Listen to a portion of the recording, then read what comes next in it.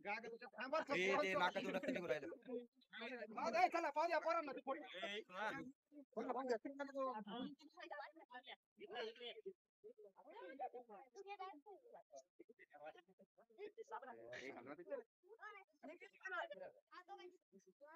उद्या पाहिजे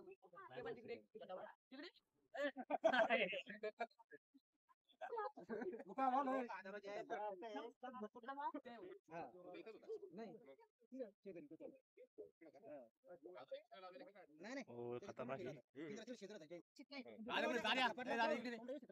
अरे